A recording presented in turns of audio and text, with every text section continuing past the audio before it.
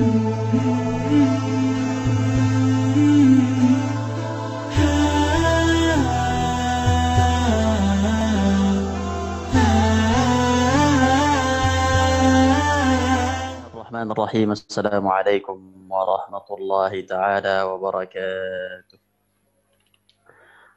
Alhamdulillah Rabbil Alamin. Thumma salatu wassalamu ala rasulil amin wa ala alihi wa ashabihi ajma'in, amma ba'du.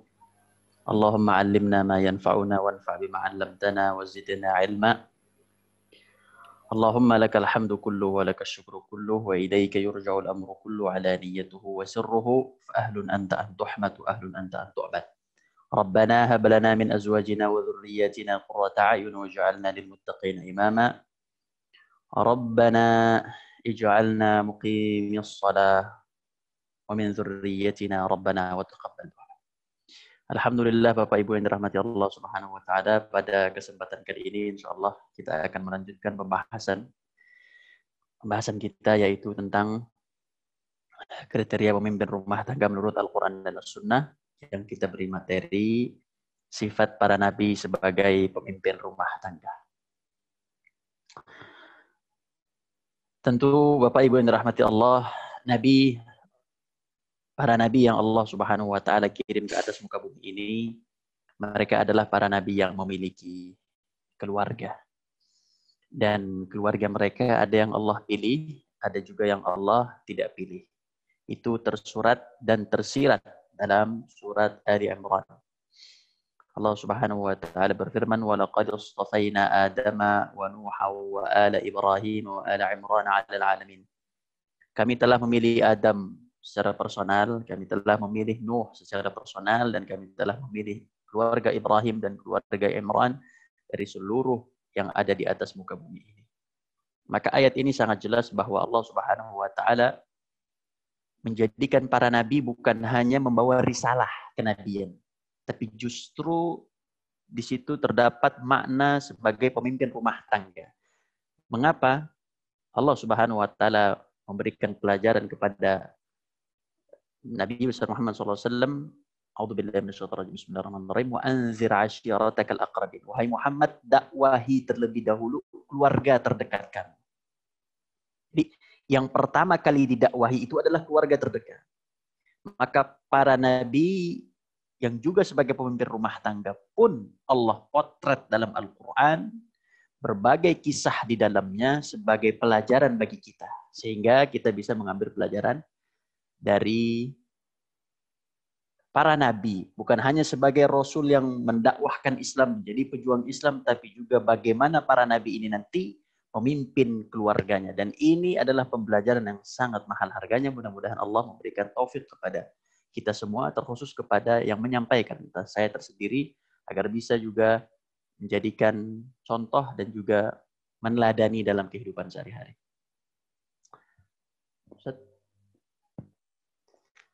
Tolong ini.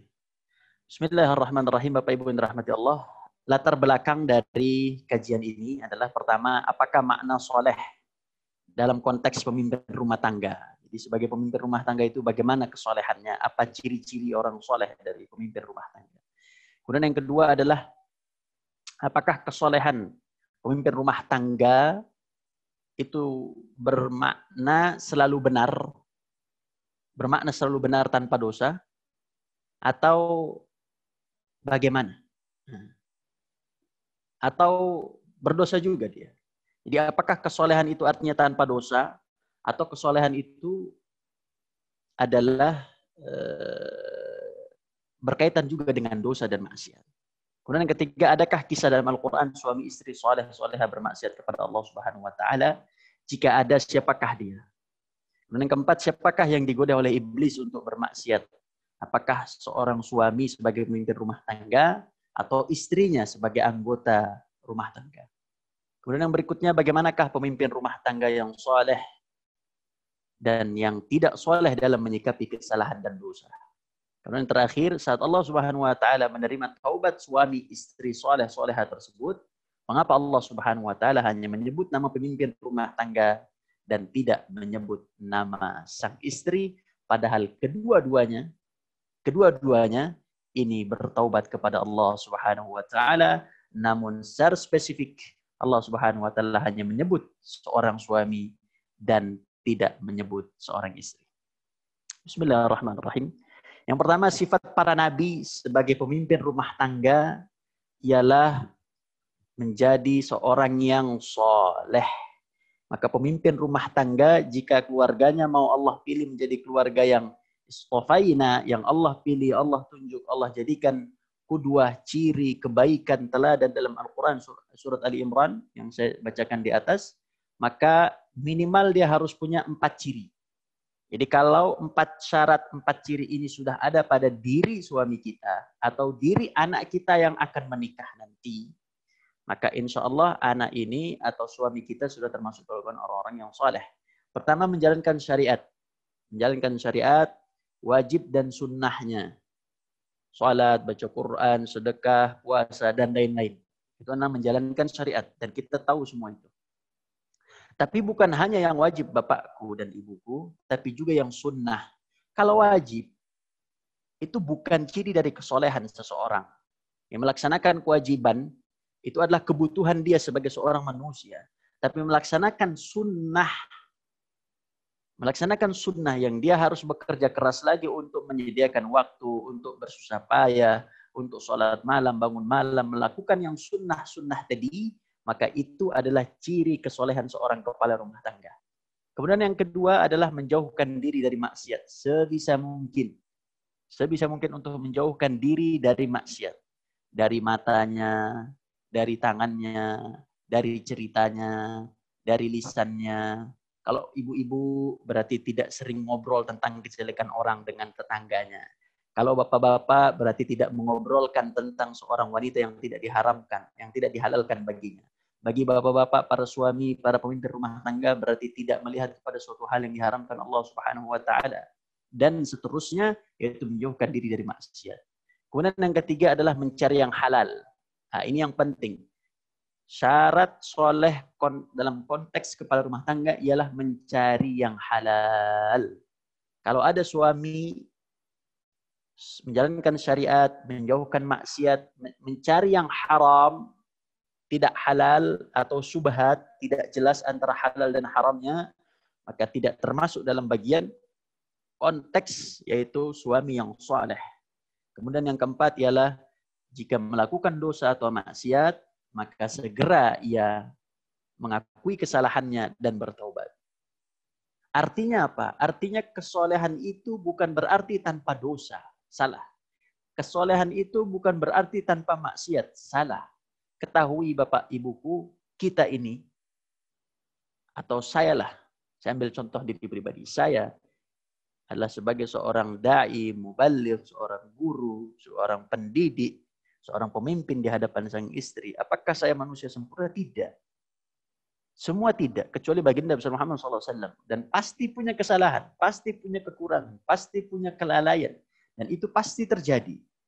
Karena Rasulullah SAW pun mengatakan dalam hadisnya, dan ini bagian dari fitrah manusia. Artinya bukan berarti soleh itu tidak punya kesalahan. Bukan berarti kalau suami istri soleh-soleha tidak ada permasalahan. Tidak. Kita telah jelaskan pada pertemuan sebelumnya bagaimana rumah tangga Rasulullah SAW pun masih ada cekcok antara satu dengan lainnya. Dan itu bukan 1-2 hadis menerangkan tentang cekcok keluarga. Dalam keluarga terbaik, yaitu keluarga baginda Muhammad SAW. Bukan 1-2. Dan dalam Al-Quran pun dijelaskan potret gambar daripada keluarga yang ada cekcok satu dengan lainnya. Namun bagaimana seorang suami dan istri ketika saling menuduh, ketika ada cekcok, ketidakserasian, ketidakpantasan, ketidakbaikan antara satu dengan lainnya, bagaimana ia menyikapinya.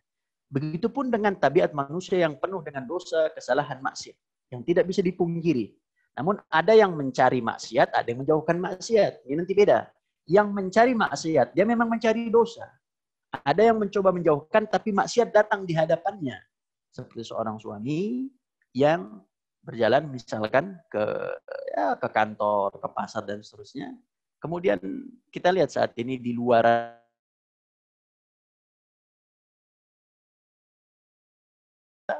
memang di hadapannya ada perempuan yang tidak berhijab.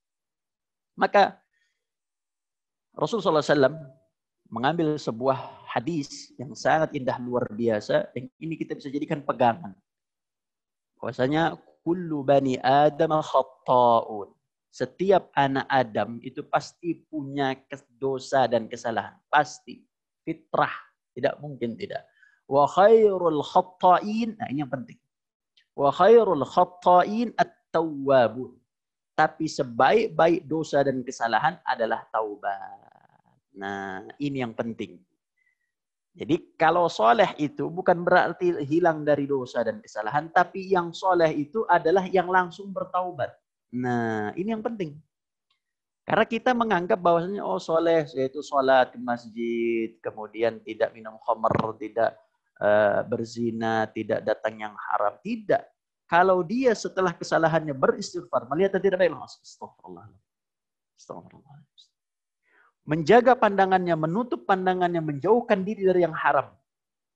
Ketika ada perempuan datang, entah itu adalah saudaranya, kerabatnya, entah itu adalah penjual dalam sebuah toko dan seterusnya, mendekat, maka dia, sang suami ini bisa menjaga dirinya, bisa memposisikan diri dan tidak terlalu dekat dan menundukkan kepalanya. Itu adalah bagian yang soleh. Bukan yang duduk ngobrol, dia sholat tapi dia duduk ngobrol berdua dengan yang bukan mahramnya. Dia bersalaman, dia bercipika-cipiki. Bukan itu yang soleh. Jadi yang soleh itu adalah yang menjauhkan maksiat. Yang ketika terjadi maksiat di hadapannya, al-khatta'i. Wa khairul khatta'in, kata Nabi SAW, at-tawwabun. Yaitu bertaubat, segera bertaubat kepada Allah Subhanahu wa Ta'ala. Tawwab artinya sering bertaubat. Beda antara taib dengan tawwab. Taib artinya dia bertaubat. Itu hanya sesekali saja. Sesekali. Tapi kalau tawab itu artinya sering bertaubat. Bahkan Rasulullah SAW pun sebagai kepala rumah tangga, sebagai seorang Rasul, sebagai qudwah, sering bertaubat. Bagaimana taubat Rasulullah SAW? Ustaz, kalau ada pertanyaan, Ustaz, bukankah Rasulullah SAW tidak memiliki dosa? Benar. Rasulullah SAW diampuni dosanya ma taqaddama min dzambi wa ma ta'akhkhar. Yang akan datang, yang sekarang, yang besok, dan yang akan datang itu dosanya sudah Allah ampuni. Namun pertanyaannya, bagaimana Rasul bertaubat? Rasul bertaubat diantaranya adalah beristighfar 70 kali dalam hadis dan 100 kali dalam hadis lain. Setiap hari. Istighfar Rasul. Artinya apa? Istighfar Rasul adalah taubat Rasul SAW. Maka seorang kepala rumah tangga harus punya konteks ini, Bapak. Kita sadari, seorang kepala rumah tangga ini kita jarang untuk khairul khatta'in at-tawwabun ini jarang. Ini jarang sekali. Jarang kita memahami konteks hadis ini dengan baik. Sehingga kita anggap taubat itu ketika kesalahan dosa besar. Salah. Ketika kita melihat yang tidak baik, langsung geser tontonannya. Ketika kita ada orang ngobrol dengan tidak baik, langsung pindah majelisnya. Ketika ada TV yang tidak baik, langsung tundukkan kepalanya. Ketika ada suatu hal yang mengajak kepada keburukan, jauhkan. Dan seterusnya, maka khairul khatta'ina at-tawwabun. Kemudian, siapakah suami istri saleh-salehah yang bermaksiat kepada Allah Subhanahu wa Ta'ala dalam Al-Quran? Nah, ini yang penting. Adakah seorang suami istri saleh-salehah yang bermaksiat kepada Allah Jalla wa'ala dalam Al-Quran? Ternyata ada. Siapa itu? Yaitu Nabi kita Adam alaihissalam dan istrinya Sayyidatuna Hawa. Dan ini kita tahu kisahnya. Kita tahu ceritanya. Tapi nanti kita akan coba membahas lebih dalam lagi bagaimana kisah ini sesungguhnya. Yang kita akan dengannya mendapatkan banyak pelajaran. Subhanallah. Yang pertama, Nabi Adam alaihissalam dan Siti Hawa. Nabi Adam adalah manusia pertama Allah yang Allah ciptakan. Dan Hawa adalah seorang istri dari Nabi Adam yang diciptakan dari tulang rusuk Nabi Adam. Jadi bukan dari tanah yang baru. Tapi Nabi Adam diciptakan dari tanah. Dan Hawa diciptakan dari Nabi Adam. Dari bagian dari Nabi Adam. Yaitu adalah tulang rusuknya. Singkat cerita, ada perintah untuk tinggal di dalam sebuah surga. Qulna ya Adam uskun anta wa zawjukal jannah. Wahai Adam, silakan kamu tinggal bersama istri kamu di mana? Al-jannah, di surga. Wa kula minha ragadan haitsu syi'tuma. Silakan makan apa yang kamu mau makan. Wala taqraba hadhihi syajarah. Tapi tolong jangan dekati satu pohon ini saja. Yang lain silahkan. Mau makan apa silahkan, mau makan berapa silahkan, mau kenyang, mau tidak kenyang silahkan, berpesta poya silahkan. Silahkan. Tapi tolong yang satu ini jangan. Namun Allah Subhanahu wa taala menjelaskan dalam Al-Qur'an, pada akhirnya suami istri ini yang tadinya hidup dalam kedamaian, tapi karena ada iblis yang tidak senang dengan kedatangan Adam, di mana kita tahu bahwa ketika Adam diciptakan seluruh malaikat itu sujud, dan sujudnya itu adalah sujud ihtiraman, sujud tahiyah, sujud penghormatan, bukan sujud ibadah. Tapi iblis tidak mau sujud. Marah dia dengan Adam, dia berjanji akan menjatuhkan Adam beserta para pengikutnya, beserta para anak cucu keturunannya ke dalam neraka. Itu kita tahu kisah itu. Nah, lantas apa maksiat Nabi kita Adam alaihissalam dan juga istrinya Sayyidatuna Hawa? Yang pertama, yaitu adalah suami istri soleh-soleha ini, yang kita tahu mereka soleh-soleha. Mereka ini adalah melakukan dosa, yaitu memakan makanan yang Allah larang. Atau dengan bahasa yang mudah, yaitu memakan makanan yang Allah haramkan. Memakan makanan haram. Subhanallah. Jadi itu adalah dosa dari Sayyiduna Adam wa Sayyidatuna Hawa. Kemudian yang kedua adalah terkadang kesolehan suami dan istri tidak menjamin selamat dari dosa dan lalai. Karena dua sifat ini adalah fitrah manusia. Maka bisa diambil pelajaran bahwa manusia yang soleh-soleha tidak terlepas dari dosa dan maksiat, dan juga tidak terlepas dari sebuah cekcok dalam rumah tangga. Namun yang terbaik adalah taubat, sebagaimana yang kita jelaskan di awal. Kemudian yang ketiga, iblis menggoda suami istri. Lihat, iblis menggoda suami istri. Artinya seorang suami itu akan digoda oleh iblis. Bapak yang sudah menikah dengan ibu puluhan tahun, ataupun baru setahun, baru 2 tahun, baru 3 tahun. Itu akan ada genderang permusuhan yang nyata dari iblis. Iblis datang ke seorang istri untuk menggodanya. Dan iblis, Bapak Ibuku, itu adalah makhluk yang makhluk yang Allah ciptakan lebih dahulu daripada manusia, sehingga dia lebih banyak ilmunya daripada manusia. Iblis itu bukan makhluk bodoh. Iblis itu adalah makhluk pintar. Iblis adalah makhluk pintar. Dia bukan makhluk bodoh. Dia adalah makhluk pintar dan dia tahu kekurangan kita masing-masing. Ya. Dan iblis akan mengganggu kita terus, wahai Bapak dan Ibu, dalam rumah tangga. Ada sesuatu yang tidak senang sedikit, kemudian kita menggerutu melihat keburukan seorang istri, mencaci maki istri, ada dendam, suudzon, tidak baik dalam hati, dan seterusnya. Itu bagian dari apa? Dari gangguan iblis. Makanya nanti kita perlu untuk sering-sering membaca surat An-Nas. Qul a'udzu birabbin nas minal jin alladzi yuwaswisu fi sudurin nas minal jinnati wan nas. Yang selalu mengganggu dalam hati, yaitu dari golongan jin dan juga dari golongan manusia. Maka iblis di sini fokusnya adalah mengganggu dan menggoda pemimpin rumah tangga, yaitu Nabi Adam alaihi assalam. Allah Subhanahu wa taala berfirman dalam surah Taha ayat 110, "Waswasa ilaihi syaitanu qala ya Adam hal adulluk قال يا آدم هل أدلك على شجرة الخلد وملك لا يبلى." Tapi mohon maaf, Bapak Ibu, ini salah artinya. Ini artinya tidak sinkron ini. Faswasa ilaihi syaitan. Maka syaitan itu datang kepada Adam. Lihat, ilaihi asyaitan. Ilaihi, hi itu adalah kepada Adam. Maka konteksnya syaitan sedang ngomong kepada Adam, sedang menggoda Adam dalam hatinya. Qala ya Adam, wahai Adam. Qala ya Adam, wahai Adam. Lihat, pemimpin rumah tangga yang digoda. Karena apa? Karena pemimpin rumah tangga yang memiliki peran dalam rumah tangganya. Maka pemimpin rumah tangga harus pintar, harus bisa untuk menjaga dirinya dari kemaksiatan. Karena iblis tahu dia akan menggoda dulu kepala rumah tangganya. Ketika kepala rumah tangganya sudah digoda, apalagi naudzubillah dengan perempuan lain sehingga terjadi perceraian, maka hancur seluruhnya keluarga tersebut. Naudzubillah. Faswasa ilaihi syaitanu qala ya Adam, wahai Adam, hal adulluka, maukah kamu aku tunjukkan ala syajaratil khuldi, ke dalam sebuah syajaratul khuld, ya. Syajaratul khuldi atau yang kita sebut dengan buah khuldi, yang kamu kalau makan kamu akan menjadi orang yang kekal abadi. Wa mulkil la yubla, Dan kamu akan memiliki istana kerajaan la yubla, la yufna, tidak akan pernah sirna. Kamu akan menjadi manusia yang kekal dan kamu akan menjadi raja yang kekal abadi. Nah, maka kita jangan salah. Lihat kalimatnya. Ala syajaratil khuldi. Kita tahu, kalau kita tanya sama anak-anak, nah, tahukah kamu, nak, buah apa yang dimakan oleh setan? Maka anak itu akan mengatakan buah khuldi. Salah. Khuldi itu kalimat yang didatangkan oleh setan dan itu adalah kalimat bohong.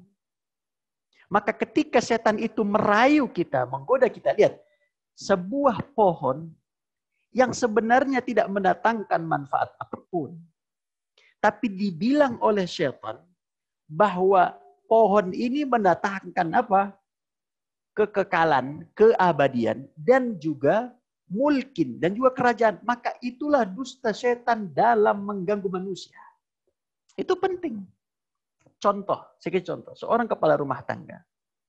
Ketika melihat seorang istri yang tidak pintar dalam menjaga diri, ketika seorang suami melihat seorang istri yang tidak pintar menjaga diri, maka dia akan beranggapan dalam hatinya, walaupun itu tidak diungkapkan, tapi dalam hatinya dia akan mengatakan, lebih cantik pula tetangga saya. Lebih cantik pula istri teman saya. Padahal apa? Subhanallah, apa yang dimiliki istrinya tidak lebih bagus daripada apa yang tidak lebih jelek dari apa yang dimiliki oleh istri yang lain. Dan apa yang dimiliki istrinya pun sama dengan apa yang dimiliki oleh wanita lain. Tapi itulah waswasatis syaitan, wahai orang tua. Itulah waswasatis syaitan. Godaan syaitan itu begitu. Penuh dengan tipu daya, kepalsuan. Dibuatlah, diajaklah seorang ibu atau kepala rumah tangga. Yuk ibu bapak ikut acara ini, padahal acaranya acara kemaksiatan. Ikut ini MLM, ini bukan riba, ini kita investasi dan seterusnya. Nanti kita akan sukses. Nanti yang udah lulus itu luar biasa, udah punya mobil dan seterusnya. Bapak Ibu, kalau ada orang datang yang mengiming-imingi kebaikan, mengiming-imingi sebuah kebahagiaan, ya, dan itu belum nyata, maka ketahuilah itu waswasatis syaitan. Ustaz pernah saya pernah didatangi oleh teman. Ayo, Ustaz, ngapain? Saya dulu nggak ngerti. Kita MLM, nanti antum ini investasi sekian, nanti antum jualin, nanti antum nanti akan begini. Subhanaka Rabbi. Semua itu adalah waswasatis syaitan. Maka ini perlu dipahami oleh kita sebagai manusia. Karena setan itu musuh kita. Setan itu musuh kita. Dan jangan terburu-buru dalam rumah tangga ini. Kadang ada orang terburu-buru dan pikirannya dunia aja. Dunia aja. Gimana ini Ustaz, ini ada investasi bagus. Kemudian saya harus ikut nih Ustaz. Padahal dia sudah cukup di rumah. Tapi karena nafsunya akan dunia ini sehingga dia tergiur oleh itu. Nah, kembali lagi, maka yang digoda di sini adalah siapa? Yang digoda di sini adalah Nabi Adam alaihissalam sebagai pemimpin rumah tangga. Kenapa? Karena dia nanti memutuskan. Karena dia nanti yang memutuskan. Contoh lain. Bapak Ibu punya uang. Saya yakin Bapak Ibu punya uang. Di tabungan. Saya yakin itu. Dan di sini tidak ada yang fakir. Kalau miskin mungkin ada. Tapi kalau fakir mungkin insya Allah tidak. Pasti ada uang di dalam tabungan. Tapi yang ingin saya pahamkan adalah. Ada orang yang dia punya uang di dalam rekeningnya. Ketika ditanya, yuk umroh yuk. Lihat kalimatnya. Yuk umroh yuk. Dalam otaknya langsung berpikir. Umroh 20 juta, 30 juta. Kemudian uang saya habis. Habis itu saya mau begini, nggak dapat. Subhanallah. Itu setan itu. Itu setan semua itu. Tapi kalau diajak, yuk investasi yuk. Yuk kita ikut ini yuk. Biar nanti dapat kelipatannya. Nanti kamu begini. Wah, segala macam. Ada waswasatus syaitan. Na'udzubillah. Tsumma na'udzubillah. Kemudian apa perbedaan suami dan istri soleh-solehah dengan yang tidak soleh-solehah dalam menanggapi sebuah maksiat? 3 ciri suami istri soleh-soleha setelah bermaksiat atau melakukan dosa atau menyakiti hati pasangan atau memukul anak. Ini sering terjadi. Seorang istri mengangkat suaranya terhadap seorang suami atau seorang istri tidak taat kepada suami. Bu, nih ibu, saya mau kasih tahu nih kepada ibu-ibu. Ini ibu tolong didengerin. Bu, kalau ibu itu nggak taat kepada suami, coba tanya sama hati suaminya, coba. Tanya sama, Bang, atau apalah, ibu manggil suami ibu lah. Atau apa ya, ayah atau apalah. Bagaimana perasaan ayah? Bagaimana perasaan abang ketika saya ini melawan sama abang? Coba tanya. Sekali aja, coba tanya. Pasti jawabannya sakit hati. Sakit hati itu menyakiti perasaan itu. Jangan dikira itu menyakiti perasaan. Begitupun seorang suami yang dalam hal ini bersemena-mena terhadap istrinya. Walaupun harus taat, dia melakukan pemukulan, dia kasar, dia dan seterusnya, itu pun juga menyakiti hati seorang istri. Itu juga tidak dipungkiri. Gitu. Karena perempuan itu adalah sifatnya adalah perasaan. Maka apa yang membedakan antara yang satu dengan yang lainnya? Pertama, mengakui kesalahan. Mengakui kesalahan. Kemudian yang kedua, jika kesalahan kepada Allah Subhanahu wa taala, maka dia mohon ampun kepada Allah Subhanahu wa taala dengan cara taubat, segera taubat. Ya. Tahu oh ini haram, ini salah, saya mohon maaf. Taubat, salat taubat, segera salat taubat. Dan yang ketiga, maaf. Yang berikutnya, jika kesalahan kepada manusia, kepada istri, kepada pasangan hidup, kepada anak dan seterusnya, ya, maka cara bertaubatnya adalah kepada Allah Subhanahu wa taala dan juga memohon maaf. Apa fungsinya? Guna merajut kembali kasih sayang. Ya, merajut kembali kasih sayang. Kenapa? Kalau sudah suami istri cekcok, itu hatinya panas. Walaupun dia di tempat ber-AC, itu hatinya sempit. Walaupun dia di rumah yang megah. Dan seorang suami ketika itu biasanya ingin pergi dari rumahnya. Nggak betah. Walaupun rumahnya indah luar biasa. Dia cuma nongkrong di tempat tongkrongan yang tidak begitu indah. Rumahnya indah luar biasa. Dia pergi ke tempat yang tidak indah. Mengapa? Karena dia sedang kasih sayangnya hilang. Ketika melihat pasangan hidupnya, dia bukan kasih sayang, yang ada marah, wajahnya tidak baik, wajahnya cemberut dan seterusnya. Ini bahaya ini.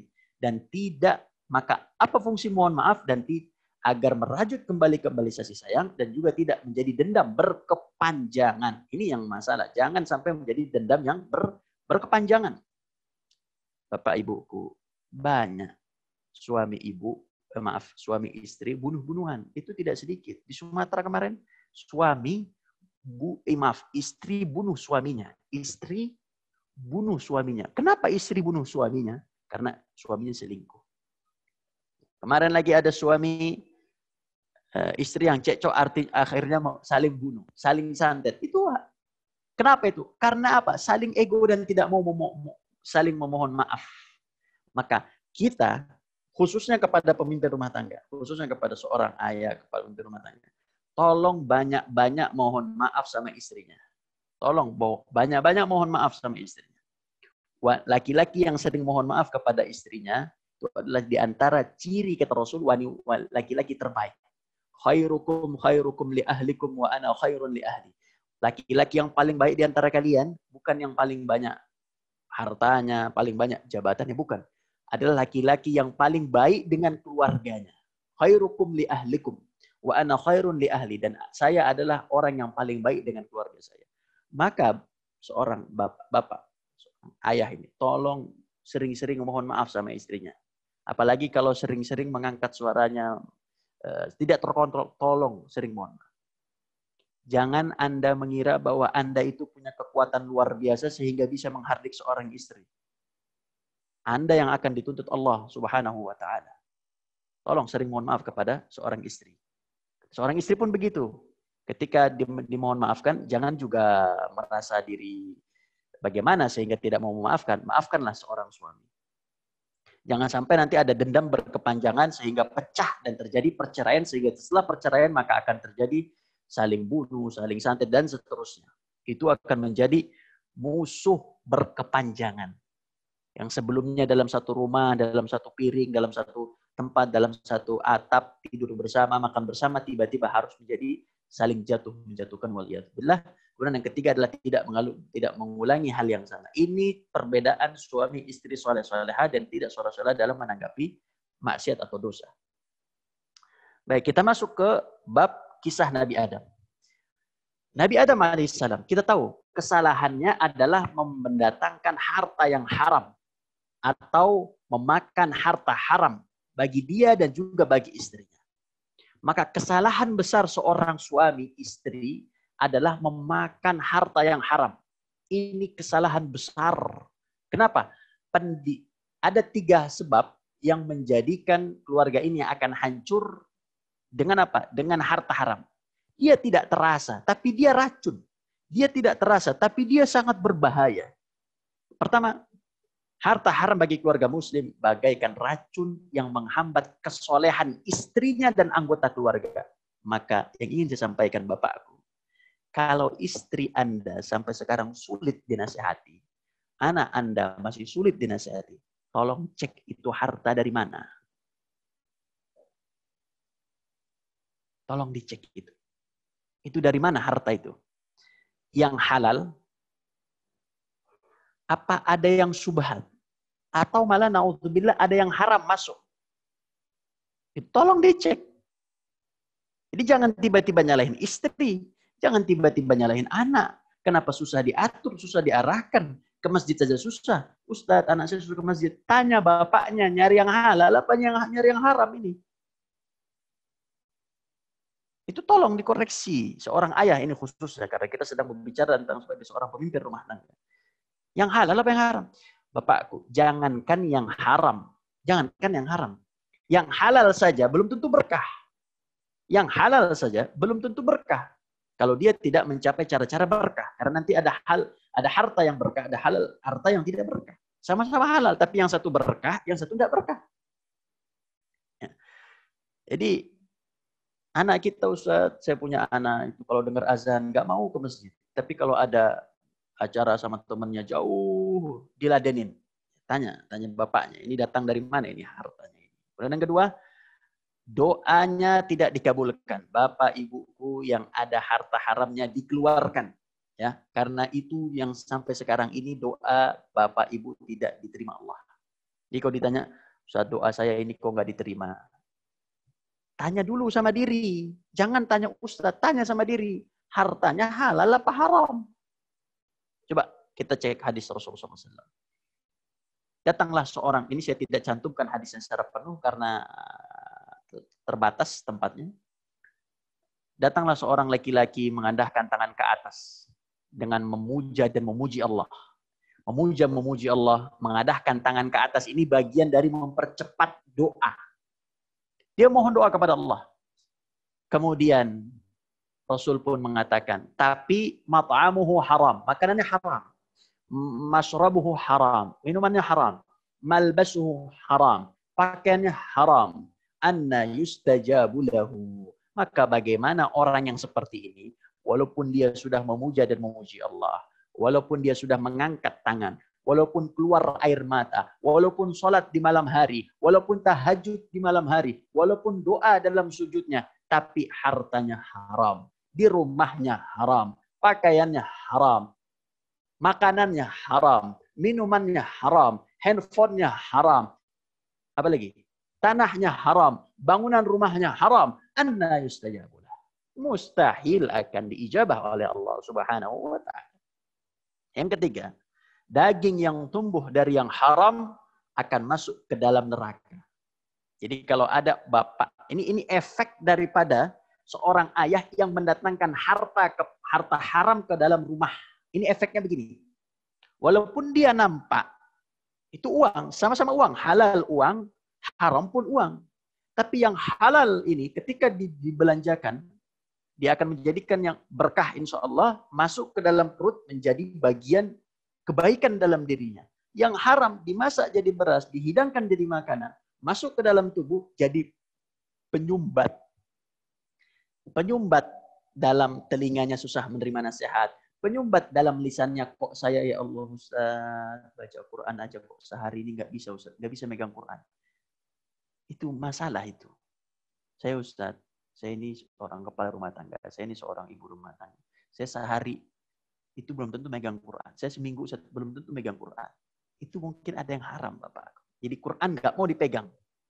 Jadi bukan kitanya yang nggak mau baca Quran, tapi Qurannya yang nggak mau dipegang oleh kita. Nauzubillah. Ini tolong diintrospeksi ini.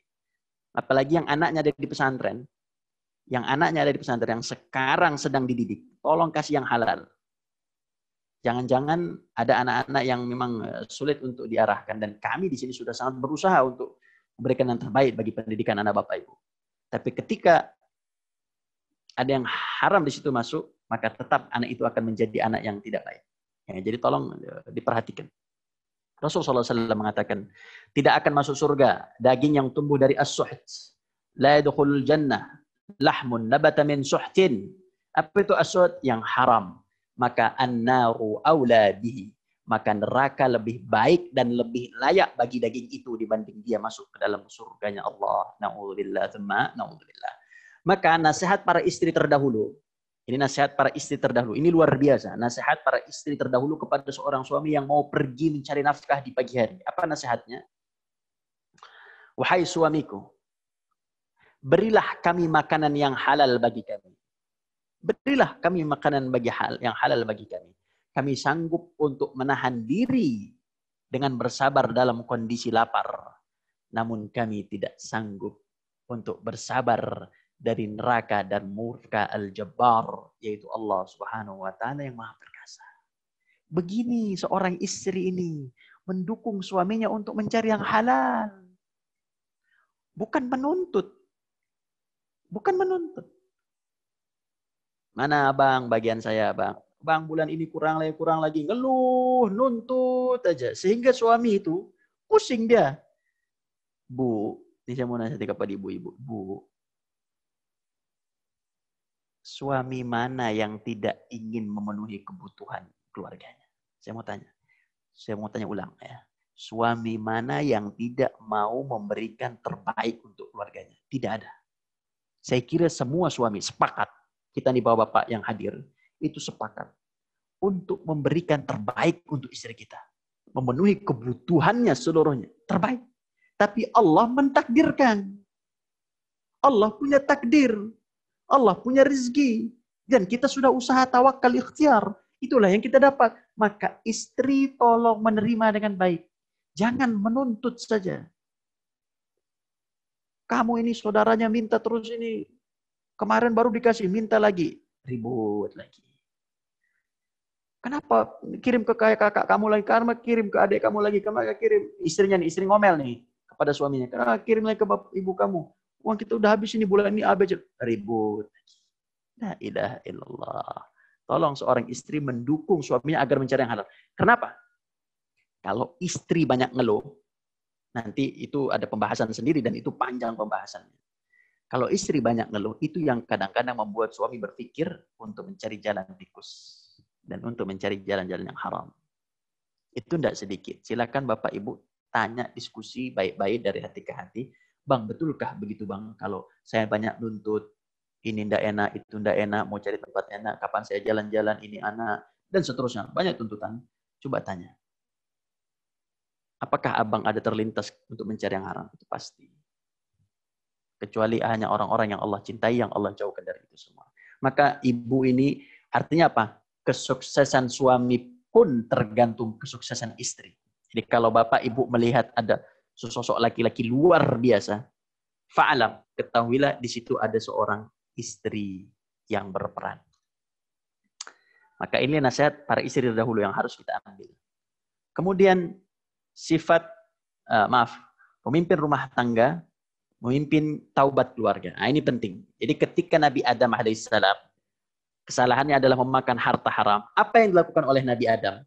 Ya, apa yang dilakukan oleh Nabi Adam? Pertama, ketika pemimpin rumah tangga Nabi Adam mengetahui bahwa yang dilakukan memakan syajarah, buah dari syajarah tadi. Saya tidak katakan syajaratul khuld, karena syajaratul khuldi itu adalah istilah setan. Saya tidak ambil istilah setan itu. Ketika pemimpin rumah tangga Nabi Adam mengetahui bahwa yang dilakukan adalah dosa dan maksiat, maka ia segera bertaubat kembali kepada Allah. Tanpa tunda. Tanpa menunda. Segera. Oh, tahu ini masalah, dan ini permasalahan yang sangat besar, maka dia langsung kembali kepada Allah Subhanahu wa taala. Ingat, dan dia tidak sendiri. Nanti dia sama istrinya. Lihat di poin ketiga. Ya, dia sama istrinya. Jadi pemimpin rumah tangga peka, bisa membedakan mana halal, mana haram. Maka pemimpin rumah tangga harus cerdas. Pemimpin rumah tangga harus berilmu. Pemimpin rumah tangga yang dengan ilmunya itu, dia akan menuntun. Dan dia bisa untuk menentukan, oh ini salah, wahai istriku. Oh ini salah, wahai anakku. Oh ini tidak benar. Oh ini baik. Oh ini laksanakan. Begitu. Jadi pemimpin rumah tangga itu harus peka. Harus punya ilmu untuk bisa membedakan al-halal wal haram. Maka segera untuk bertobat. Kemudian yang kedua, pemimpin rumah tangga Nabi Adam, ketika dia mau makan yang haram, dia lantas tidak berdoa untuk mendapatkan makanan yang halal. Atau kalau bahasa kita saat ini, dia lantas tidak langsung mengangkat tangannya untuk mencari pekerjaan yang lain. Kalau bahasa kita sekarang ini. Saya pernah didatangi, mengisi kajian dalam sebuah rumah. Datanglah keluarganya, datang salah seorang orang tua datang kepada saya. Ustaz, ya Bapak, gimana Bapak? Mohon maaf Ustaz, saya mau nanya. Ya silakan. Saya ini kerja di bank, kata dia. Oh, kerja di bank. Sudah berapa lama Pak? Sudah lama Ustaz. Saya tahu, itu saya tahu. Nah, lihat kalimatnya. Saya itu tahu sebenarnya Ustaz. Kalau itu haram. Tapi gimana ya Ustaz? Nanti kalau saya tinggalin A, B, C. Lihat. Kalau saya tinggalin A, nanti kalau ini B, nanti saya makan apa? Nanti saya butuh pekerjaan lain. Subhanallah, ente udah makan harta haram puluhan tahun. Ente sudah makan harta haram puluhan tahun. Kemudian ente mau langsung minta pekerjaan yang halal. Doa ente tidak dikabulkan. Ente taubat dulu, tinggalkan dulu itu pekerjaannya. Taubat dulu, kemudian baru doa. Baru di situ Allah bukakan. Jadi ketika kita makan haram, bukan langsung kita minta kerja sama Allah. Ya Allah, berikanlah saya kerja yang halal. Ente belum taubat dari yang haram, gimana ceritanya? Gak bisa. Gak bisa begitu. Harus taubat dulu dari yang haram. Seperti lihat. Yang harus dilakukan pertama apa? Yaitu bertaubat terlebih dahulu. Tanpa menunda. Mengakui kesalahan di hadapan Allah. Panggil istrinya. Istriku, kita udah makan haram. Anak-anakku sini kumpulkan. Ayo, kita udah makan haram. Ini kesalahan ayah. Ayo, sama-sama kita mohon ampun sama Allah. Begitu. Dudukkan di dalam majelis itu. Kemudian apa? Setelah bertobat kepada Allah, yang haram-haram ini dikeluarkan dari keluarga kita, ya, dibersihkan, pastikan semua ini halal, ya. Baru di situ ya Allah berikanlah saya makanan yang halal. Begitu caranya. Ya Allah berikanlah pekerjaan yang halal. Ya Allah saya mengetahui ya Allah. Selama ini saya haram ya Allah. Selama ini saya makan yang haram. Mohon ya Allah dengan kelembutan-Mu ya Allah. Begitu caranya. Kemudian yang berikutnya adalah pemimpin rumah tangga. Bagaimana Nabi Adam alaihissalam memimpin taubat bersama istrinya. Bagaimana pemimpin rumah tangga memimpin taubat bersama istrinya?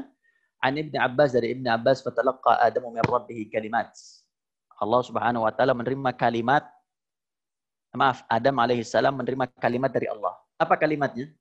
Kata para ulama, kalimat inilah kalimat taubat. Qala Adam, lihat bagaimana Adam bertaubat. Lihat bagaimana Adam ilmunya. Lihat bagaimana Adam dengan ilmunya sebagai pemimpin rumah tangga itu, dia duluan yang taubat kepada Allah. Maka kalau ada permasalahan keluarga, itu yang pertama datang, itu adalah bapaknya. Itu adalah pemimpin rumah tangganya, tanggung jawab. Qala Adam pun mengatakan, Ya Rabbi, alam takhluqni biyadik. Dia mengharap kepada Allah. Dia mengharap kepada Allah. Dia bermunajat kepada Allah dengan merendahkan hatinya, merendahkan jiwanya kepada Allah. Apa kata Adam? Wahai Rabbku, bukankah engkau yang telah menciptakanku? Kata Allah, qila lahu bala, ya, saya yang telah menciptakanmu. Ya Allah, bukankah engkau yang telah meniupkan rohmu kepadaku? Kemudian Allah menjawab, bala, ya. Ya Allah, bukankah ketika aku ini bersin, ketika pertama penciptaanku, engkau mengatakan, malaikat mengatakan, yarhamukallah. Malaikat mengatakan, yarhamukallah, semoga Allah mengasihimu. Wa sabaqat rahmatuka ghadabak. Dan sungguhnya ya Allah, kasih sayangmu mendahului kemurkaanmu. Kemudian kata Allah, iya. Ya Allah, bukankah engkau telah mencatatku bahwa aku akan bermaksiat kepadamu? Ini sudah ada dalam takdirmu ya Allah. Ini sudah ada dalam takdirmu, wahai Allah. Kemudian Allah pun mengatakan, bala. Ya, ya Allah. Afara'aita. Ya Allah, bagaimana? In tubtu hal anta raji'i ilal jannah. Ya Allah, bagaimana? Apakah jika aku bertobat kepadamu, ya Allah, aku akan dikembalikan ke surga? Aku akan dikembalikan ke tempat yang sebagaimana dahulu, ya Allah. Kemudian Allah pun mengatakan, nah, ya, wahai Adam. Maka inilah kalimat-kalimat yang didapatkan Adam dari Rabb-nya, yaitu Allah Subhanahu wa taala.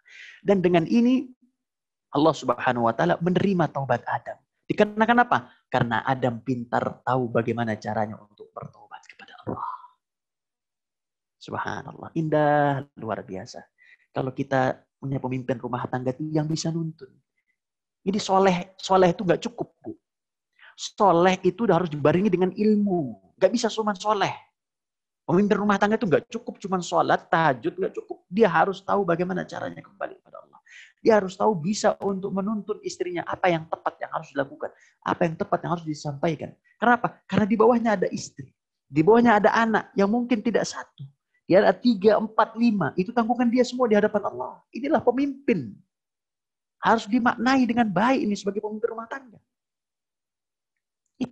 Bukan hanya sekedar menikah, seremonial, punya anak, tapi tidak pandai dalam mengurusnya.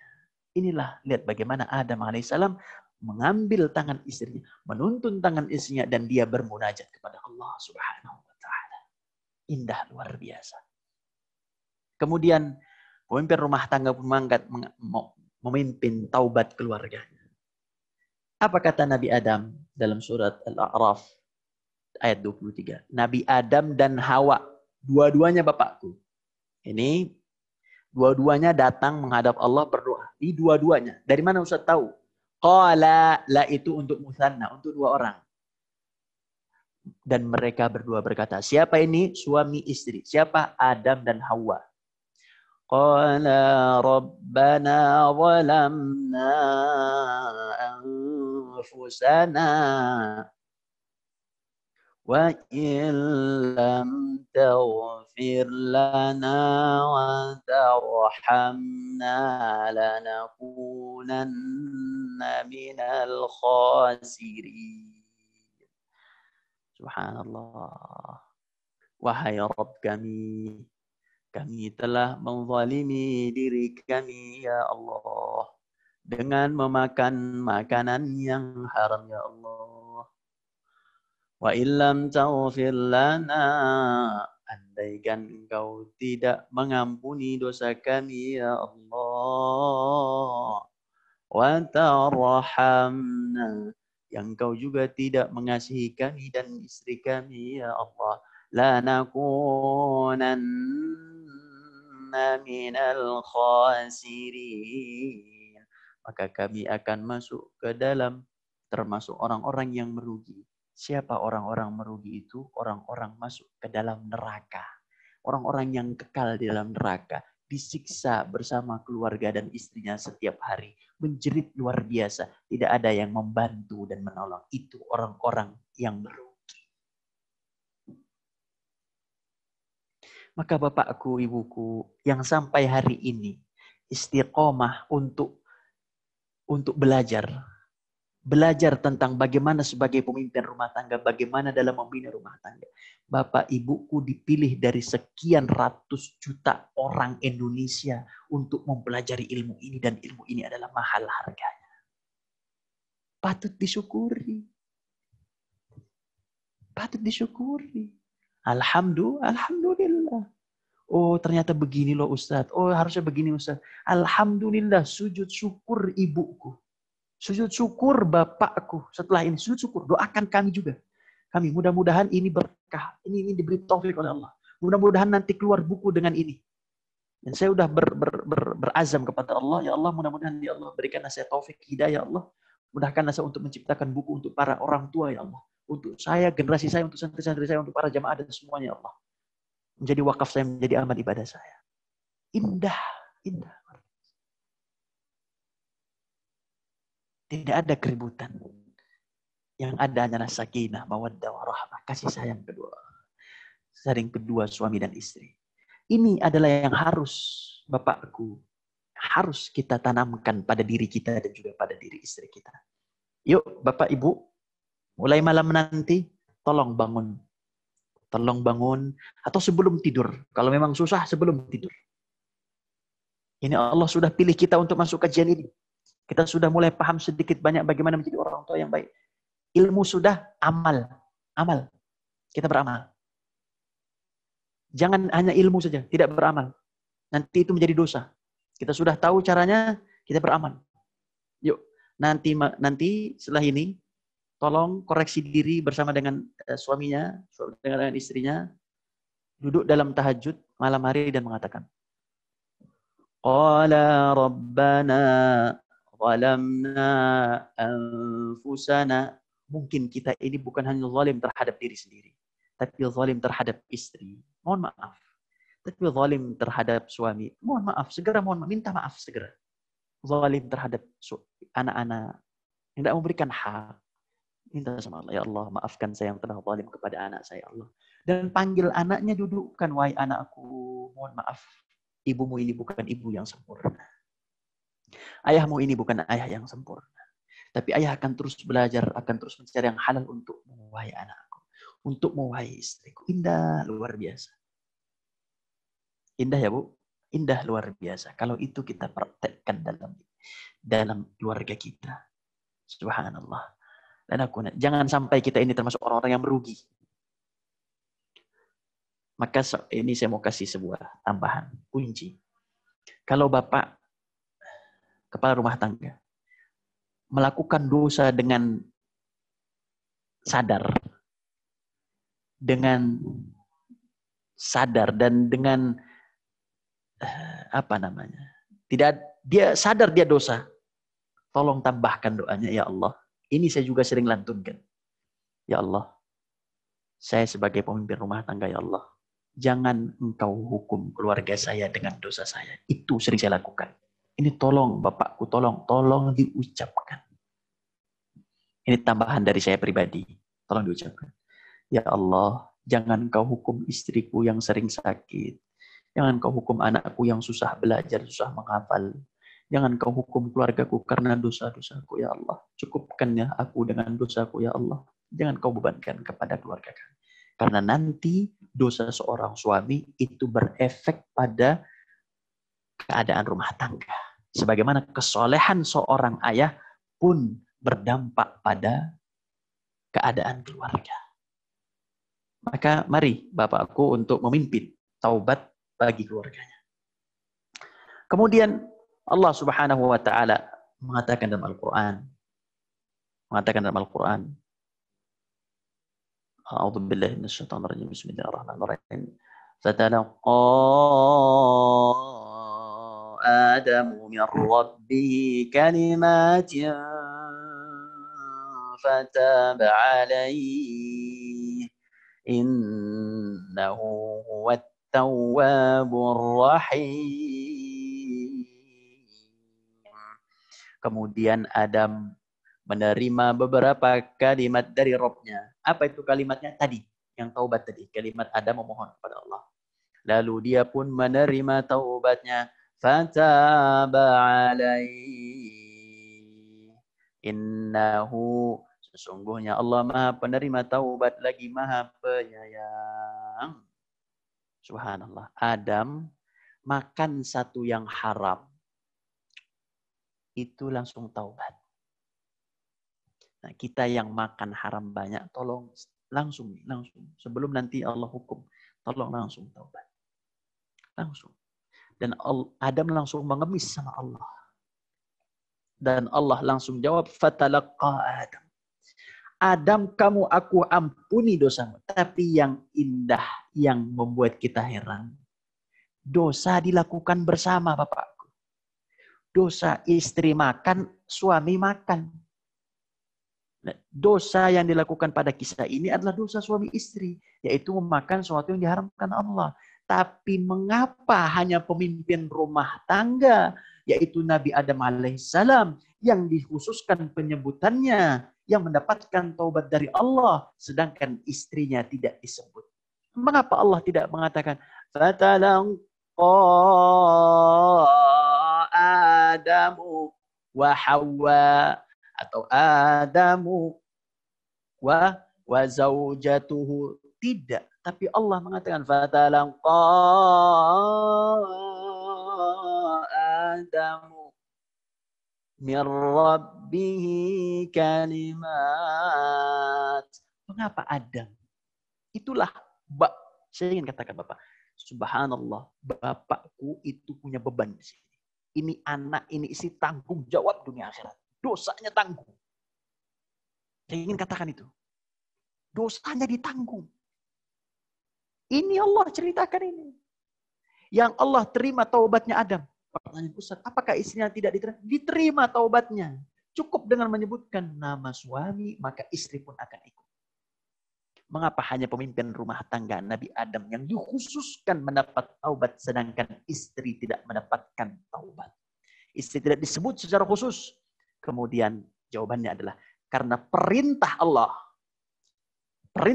agar tinggal di surga dan tidak makan buah yang tadi ya dari pohon tadi, itu hanya tertuju kepada pemimpin rumah tangga yaitu Adam. Subhanallah. Saya pun kaget ketika membahas ini. Lihat Allah Subhanahu wa taala berfirman kepada Adam, pemimpinnya. Yang diminta pertanggungjawab pemimpinnya. Lihat kepada Adam. A'udzu billahi minasy syaithanir rajim. Wa qulna ya Adam uskun anta wa zaujukal jannah.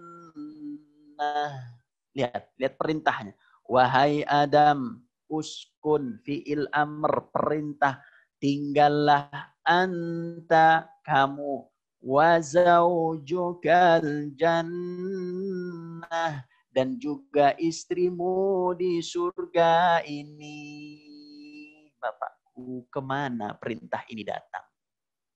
Ke dalam diri seorang suami.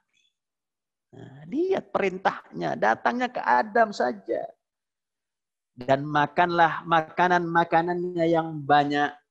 Lagi baik di mana saja yang kamu sukai. Wala taqraba. Lihat, di sini ada dua larangan untuk dua orang. Taqraba.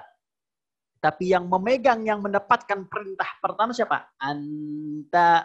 Wahai Adam, anta, uskun anta. Tapi di akhirnya untuk pohon ini jangan dua-duanya. Wala taqraba hadhihi syajarata fatakuna minadh dhalimin. Tolong jangan dekati satu pohon ini, maka kalian akan termasuk golongan orang-orang yang zalim. Subhanallah. Maka kadang-kadang ada seorang istri yang mengeluh, wahai Ustaz, saya nggak bisa taat sama suami saya. Kenapa? Karena suami saya begitu kelakuannya. Ya wajar kalau seorang istri tidak taat kepada bapak, karena bapaknya juga tidak taat kepada Allah. Maka kaidah rumah tangga pun mengatakan seluruh perintah Allah yang datang kepada istri, baik sholat istri, puasa istri, hijabnya istri, zakatnya istri, jaga dirinya istri, dan seluruh kewajiban yang ada pada seorang istri sejatinya berada dalam tanggungan seorang suami. Istri tidak sholat, suami yang dosa. Istri tidak berhijab, suami yang dosa. Istri tidak bayar zakat, suami yang dosa. Subhanallah. Agar kita tahu, Pak, begitu dahsyat menjadi pemimpin rumah. Tidak main-main. Ini masalahnya, kita ini tidak ada sekolah jadi ayah. Kita ini tidak ada sekolah jadi ibu. Tolong doakan. Mudah-mudahan Ijaz Dongkol ini, pesantren ini bisa menjadi sekolah bagi pranikah yang mau nikah, dan juga sekolah bagi para bapak dan ibu. Sekolah bagi para ayah dan juga bagi para bunda. Mudah-mudahan Allah berkahi dan mudah-mudahan Allah tahqiq, Allah capaikan itu. Al-Fatihah. Kita doakan dulu Al-Fatihah. Bismillahirrahmanirrahim. Alhamdulillahirabbil alamin. Ar-Rahmanir-Rahim. Maliki yaumiddin. Iyyaka na'budu wa iyyaka nasta'in. Shiratal mustaqim. Shiratal ladzina an'amta 'alaihim ghairil maghdubi 'alaihim waladdallin. Maka itu artinya apa? Maka saya ingat ayah saya itu, beliau kalau azan itu langsung anak-anaknya langsung. Yang di atas turun semua, matikan lampu, matikan handphone, matikan TV. Semua ke masjid. Dan langsung, ayah saya langsung bilang kepada istrinya, ibu saya, tinggalkan semua yang ada di dapur. Ambil wudhu. Begitu tegas seorang pemimpin rumah tangga. Beliau datang, pakai pakaian, pakai rapi, sholat sunnah sebelum ke masjid, sholat sunnah di rumah, sunnah qabliyah, datang ke masjid duluan. Jadi imam pulang, setelah pulang yang pertama ditanya adalah sholat. Ini istri udah sholat belum? Kalau belum, luar biasa marahnya. Oh, jangan ditanya, luar biasa marahnya. Akan marah dengan marah luar biasa. Kenapa? Itu tanggungan seorang suami. Makanya kalau ada istri yang menelet-neletkan sholat, menunda-nunda sholat, itu suami tanggung jawab. Itu dosa itu suami. Langsung bertanya kepada anaknya, ini siapa yang belum sholat? Ditanya satu-satu, kamu udah sholat belum? Kamu udah sholat belum? Kamu udah sholat belum? Udah. Setelah itu terserah, mau ngapain terserah, tapi sholat. Ini kaidah rumah tangga yang jarang dipahami oleh pemimpin rumah tangga. Naudzubillah. Lihat, lihat. Ibu pakai hijab, itu urusan suami. Ya. Puasa nggak puasa, itu suami dosa. Sholat itu suami, tanggung jawab itu suami. Maka mulai saat ini, tolong bapakku. Bapakku tolong kalau sayang sama istrinya, ajak istrinya sholat, ajak istri ibadah. Ya, tolong untuk diajak, ditanya, udah sholat belum? Udah ngaji belum? Udah sedekah belum? Itu, alhamdulillah saya tanyakan itu kepada istri saya. Hampir setiap hari saya tanya, udah sholat belum? Udah sedekah belum hari ini? Udah baca Quran belum? Itu saya tanya sama istri saya. Dia hampir tiap hari. Nah, tolong ibu yang cinta sama suami, yang nanti mau bergandengan tangan sama suami masuk ke dalam surga Firdaus, tolong sholat. Sholat tepat waktu. Tolong puasa yang benar. Tolong tutup hijabnya. Tolong jaga diri dengan orang lain. Tolong kontrol diri. Tolong suami kita masuk surga. Ini untuk para ibu ini. Tolong suami kita masuk surga. Caranya apa? Kita benerin diri kita. Ya itu jadi saling ada apa? Ada saling sinergi satu dengan lainnya. Sehingga akan menjadi keluarga sakinah, mawaddah, warahmah. Maka kesimpulan pada pertemuan ini yang kita mengambil pelajaran dari kisah Nabi Adam alaihissalam, sifat para nabi sebagai pemimpin rumah tangga yaitu soleh. Kesimpulannya adalah pertama, suami wajib memiliki sifat soleh. Kedua, kesolehan bukan berarti tanpa dosa. Tapi kesolehan ialah dosa yang dihapus dengan taubat sesegera mungkin. Ketiga, suami harus memiliki ilmu dalam berumah tangga sehingga dapat menjadi imam yang menuntun istri dan keluarganya ke dalam surganya Allah. Kemudian yang keempat, suami, istri, dan anak harus sering memohon maaf. Sering mohon maaf. Mohon maaf. Itu tradisi ibu saya. Kalau ibu saya itu sering mohon maaf. Apa-apa bentar-bentar, mohon maaf lahir batin. Umi mohon maaf lahir batin kepada guru, kepada santri, kepada anak-anaknya. Mau pulang, mau salaman aja, sering mohon maaf. Itu ibu saya. Begitu. Itu kenapa? Menjaga perasaan agar tidak ada dendam dan saling cinta. Itu sering, itu baik untuk kita sampaikan ke anak-anak kita, sampaikan kepada istri kita. Saya mohon maaf ya tadi begini. Mohon maaf ya. Suami istri dan anak harus sering mohon maaf atas segala kekhilafan dalam perjalanan rumah tangga. Kemudian yang kelima, kesalahan besar bagi pemimpin rumah tangga ialah mendatangkan harta haram. Jangan. Nomor 7, istri yang baik ialah istri yang mendukung suami mencari yang halal dan tidak menuntut di luar kemampuan suami. Nomor 8, suami harus segera bertaubat dari harta haram sebelum berdoa memohon solusi lain. Yang 9, di antara ciri istri yang baik ialah ciri yang mau dituntun oleh suami untuk ibadah, untuk taubat, untuk sholat malam, untuk baca Quran, kajian, dan lain-lain. Kemudian yang terakhir, yang ke-11 ialah ibadah istri ialah tanggung jawab suami. Semoga Allah Subhanahu wa taala menjadikan pertemuan kita ini pertemuan yang penuh keberkahan. Allah ikhlaskan niat kita, Allah jadikan pertemuan kita ini menjadi amal ibadah, dan semoga kita bisa mengamalkan. Setelah ilmu ini, kita mudah-mudahan dimudahkan Allah untuk mengamalkan.